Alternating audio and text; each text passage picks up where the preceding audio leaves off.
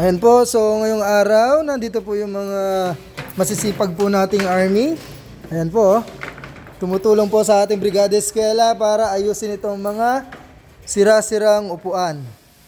Ayan. So, andito po yung advisor ng classroom na to, si Sir Gilbert. Meron sinasabi si Sir Gilbert kanina about sa... Ayan. May sinasabi si Sir Gilbert kanina sa mga upuan eh. Ayan. I-explain mo, Lods. Halos yung mga upuan ko sira lahat. Halos mga 90% sira. Ito, matibay. Matibay. Ibig sabihin, yung nakaupo dito, laging absent kayo. So, dahil matibay daw to, hindi sira, ibig sabihin daw, yung nakaupo dito, laging absent. So, yung mga sira-sira na to, ayan, yan, araw-araw pumapasok yan. So,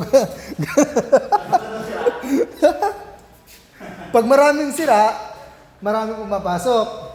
So, kapag maraming matitibay na upuan, maayos na upuan, yun yung laging nag-absent. Yan ha. Nag-vlog ka na naman. Hindi, pag makarami yan, pera yan.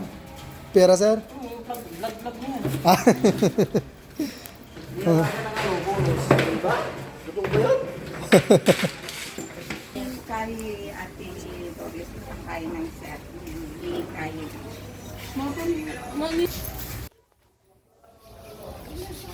So, nandito po tayo sa school ngayon, no? Dahil Brigada Eskwela, i-check po natin yung mga... Ha? Hotdog.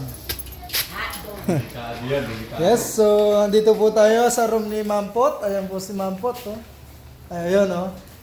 Anong problema dyan, Mampot? Sila sa